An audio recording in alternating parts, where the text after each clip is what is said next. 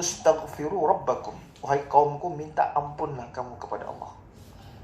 Innahu kana ghaffara. Innahu kana ghaffara. Kalimah yang digunakan situ untuk minta ampun kepada Allah digunakan dengan istighfar. Di pagi ni kita nak bincang itu saja, istighfar ya.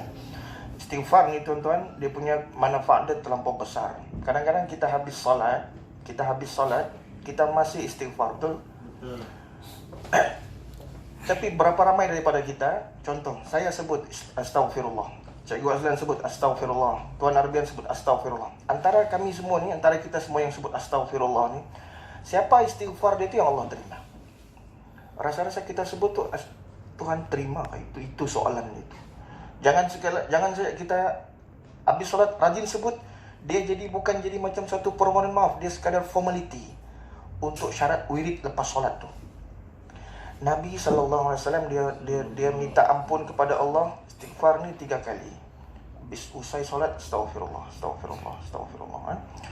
Itu yang membezakan Muhammad SAW dengan Musa AS. Nabi Musa, dia minta kepada Allah untuk dilapangkan dada dia. Kita selalu bacakan, Rabbish rahli sadri wa yassirli amri wahlul 'uqdatam min lisani. Nabi Musa minta kepada Allah dilapangkan dadanya, dimudahkan urusan dia. Tapi Muhammad SAW, dia tidak minta semua tu. Allah berikan kelapangan automatically. Alam nashrah laka sadrak wa wada'na anka wizrak allazi anqadha sadrak. Apa yang bukan kita membeda-bedakan Nabi, tapi apa yang membezakan Musa alaihissalam itu meminta kepada Allah dilapangkan dada dia, berbanding dengan Muhammad tanpa meminta sudah dilapangkan. Apa bezanya? Jawapan dia terletak kepada kekuatan wirid Rasulullah sallallahu alaihi wasallam. Jawapan dia terletak kepada zikir yang dekat Rasulullah sallallahu alaihi wasallam. Ya? Rasulullah ni, dia isteri dia bagi tahu dia solat bengkak-bengkak kaki. Siapa biasa ikut khutbah saya selalu cerita ini. Dia solat dia ibadat ni sampai bengkak-bengkak kaki dia. Lalu sahabat tanya dia, kenapa kena solat sampai tahap begitu kan? Engkau sudah Rasul, Habibullah, kekasih Allah, maksum tidak berdosa, confirm syurga ni, mengapa masih mau ibadah sampai bengkak kaki? Jawapan Nabi simple, sederhana. Kata dia, salahkah aku menjadi hamba yang bersyukur kepada Allah? Salahkah aku menjadi hamba yang bersyukur kepada Allah SWT? Kalau kita fikir-fikir tuan-tuan puan-puan, apa yang patut disyukuri Nabi itu? Apa yang dia patut syukuri? Rumah Nabi ni 5x5 saja. 5x5 ni, kalau Kak Kio beranda kita siapa ni? 5x5 ni. Situlah dia ibadah, tinggal sama dia. Kadang-kadang Nabi ni tak makan. Sebab tidak makan, dia puasa. Jadi yang mendekatkan dia dengan Tuhan itu, belum dia minta Tuhan bagi, sebab kekuatan zikir dia kepada Allah SWT. Salah satu zikir yang dilazimkan Nabi selepas solat ni istighfar. Cuma macam mana kita mau sebut astaghfirullah itu dalam keadaan betul-betul bila kita sebut Allah berikan kelapangan. Kita tengok dulu apa kelebihan sebut istighfar. Tengok ayat selanjutnya. Melalui lisan Nabi Allah Nuh AS, Allah bagi tahu siapa istighfar, minta ampun sungguh-sungguh kepada dia, dapat manfaat yang banyak. Tengok. Sifat Allah yang mengampunkan banyak dosa itu dipanggil Ghaffar. Kalau kita buka surah Ghafir ayat 2 ayat 3, Allah kata Ghafir zamb wa qabilit taubah. Allah mengampunkan satu dosa, sifat Allah yang mengampunkan satu dosa namanya Ghafir. Tapi kalau banyak dosa, Ghaffar. Masalah dia, siapa sini yang satu saja dosa dia? Siapa sini yang satu saja? Tuan Arbian saja mungkin, satu orang. Cianco. Mungkin Tuan Rosdin saja, tidak banyak dosa. Mungkin kita punya pelatih baru ini. Siapa sini yang satu saja dosa dia?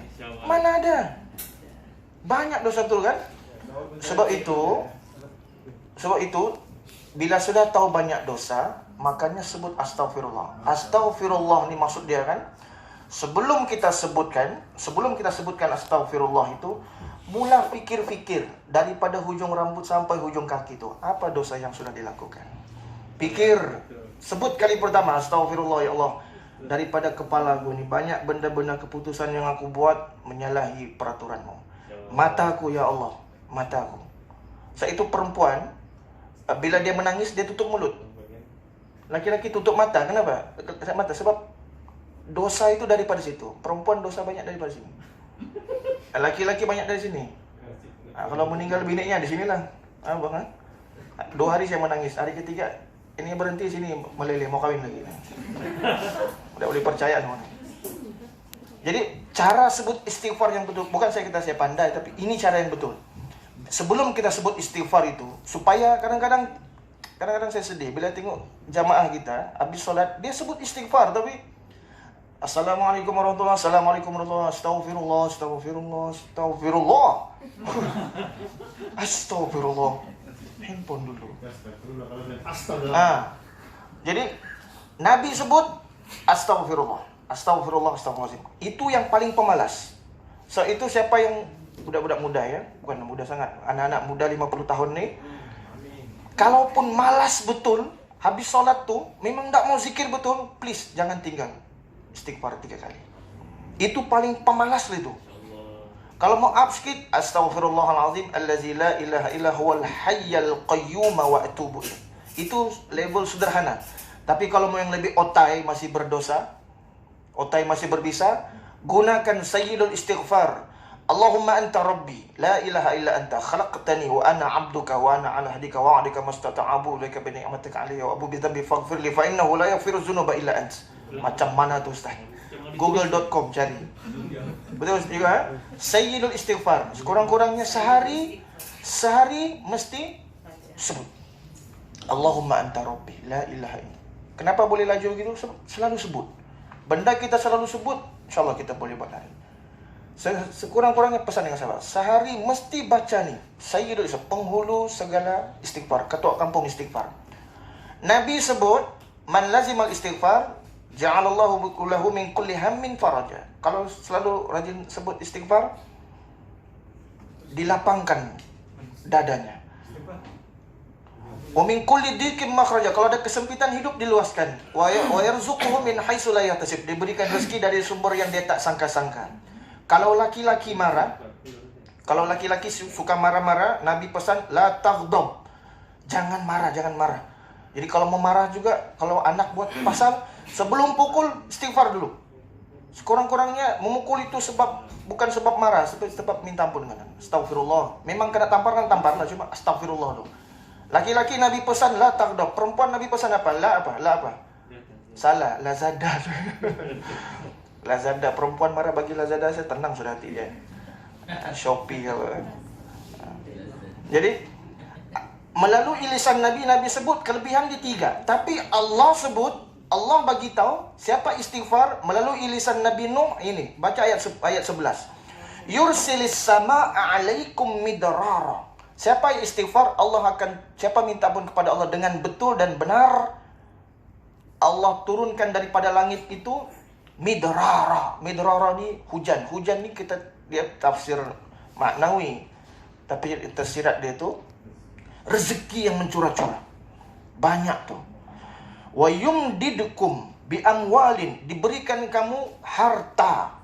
Satu harta mal, banyak harta amwal. Harta ni bukan duit. Duit tu one part of kesihatan yang baik, anak-anak yang soleh dan soleha, suami yang tidak curang, istri yang membahagiakan, sahabat yang soleh, rajin dengar pergi solat Jumat, istri cukup. Wabanin, tengok tu wa yumditkum bi amwal, diberikan kamu harta, wabanin, anak cucu keturunan. Bukan keturunan yang biasa nih. Keturunan yang boleh mendoakan kita bila kita meninggal dunia. Ini yang kita mau. Wa yaj'al lakum jannat, dan diberikan kepada kamu jannat ni kebun-kebun sebenarnya. Orang Arab ni dia bukan gila emas perak ni harta, dia banyak emas harta. Bagi dia kekayaan sebenar adalah kebun-kebun kurma dia itu. Jadi tafsiran di sini jannat ni tafsiran dia adalah kemewahan dunia. Kemewahan. Wa yaj'al lakum anhara.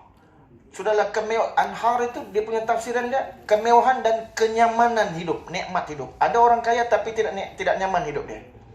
Kayanya luar biasa, tapi tidurnya tilam emas empuk, bara air lagi tilamnya. Tapi tidak nyenyak kan? Sebab memikir daging dah boleh makan, pasang CCTV, pelihara anjing lagi, pasang security lagi, pikir harta banyak. Orang miskin, dah ada tilam emas, dah ada tilam air-air. Dia tidur di simin-simin saja, pakai siku-siku, tapi tidurnya menguruk baliur-liur lagi.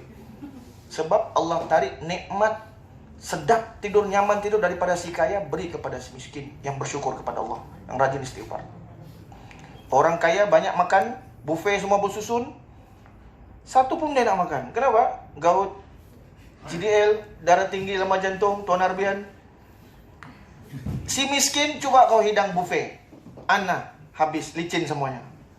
Gatas, lagak lagi, bala darah.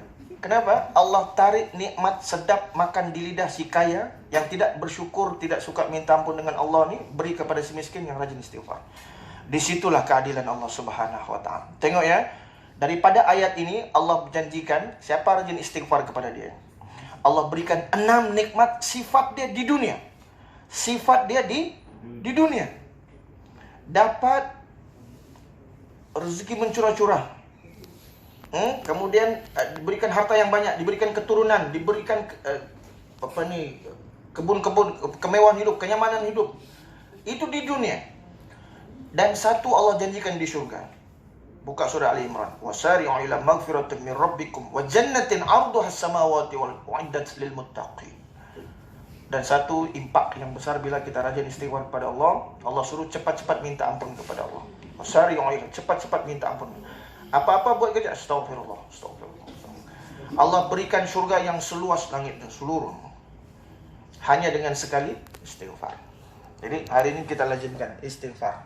Istighfar ni, siapa yang rajin istighfar ni sebenarnya dia adalah orang-orang yang mendapat hidayah daripada Allah Subhanahu wa ta'ala. Walaupun tidak ada salah, minta ampun saya. Kadang-kadang ada yang kita, kenapa tidak istighfar hari ini? Macam tidak ada dosa hari ini. Tidak kemana-mana, di pejabat saja.